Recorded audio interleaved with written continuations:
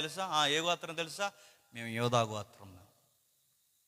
ఇదిగో దావీదు గారు మాకేమవుతారు తెలుసా? మామయ్య గారు అవుతారు మాకు అని చెప్తారు అన్నమాట. ఆ రోజు వాళ్ళ గోత్రాలు చెప్పుకుంటున్నారు. ఈరోజు మన చర్చిలకు వచ్చి ఏం చెప్పుకుంటున్నారు చెప్పండి? మాది ఏ కులమో తెలుసా? ఏ కులం? పెద్ద కులం మాది అన్నారు.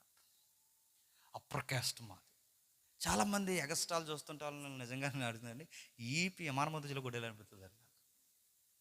మేము కన్వర్టెడ్ క్రిస్టియన్స్ మేము అంట. ఎందుకు అంత సోకు దేనికి అంటే, మేము కన్వర్ట్ అయ్యామని చెప్పకపోతే లో క్యాస్ట్ అనుకుంటారు. మేము కన్వర్టెడ్ అడుగుతున్నాను. క్రీస్తులోకి వచ్చిన తర్వాత కూడా కులగజ్జని వెనకేసుకునే వాళ్ళు లేరండి. ఒక పెద్దమ్మ చెప్తుంది. ఏవే పెద్దమ్మ?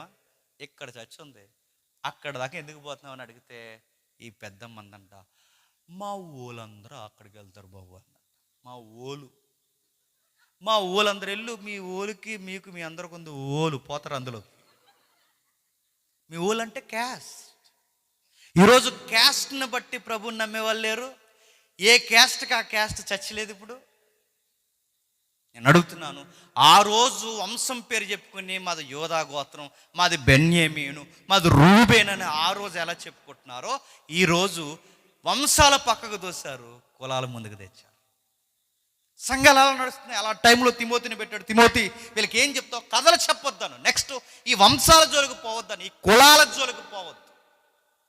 వీడి జోలికి పోతే ఏమవుతుంది? గొడవలు అవుతాయి సంఘంలో. సంఘం అంటేనే సత్యానికి స్తంభముగా ఉండాలి, సమాధానానికి నిలయంగా ఉండాలి. అలాంటి సంఘంలో గొడవలు ఎందుకు జరుగుతున్నాయి? చిన్న పెద్ద, గొప్పోడు చిన్నోడు, ఈ భేదాలు ఏమీ ఉండకూడదు. అందరూ సమానంగా ఉండాలని క్రీస్తు రక్తం ఇచ్చి సంపాదిస్తే ఏంటి గొడవలు జరుగుతున్నాయని మొదటి అధ్యాయం రాసి ఇలాంటివి జరగకుండా ఉండాలని వీరిని సరిచేయడానికి నా పక్షమున నిన్ను పెట్టాను. ఇది మొదటి అధ్యాయం. అర్థమైందా? ఇప్పుడు రెండో అధ్యాయం.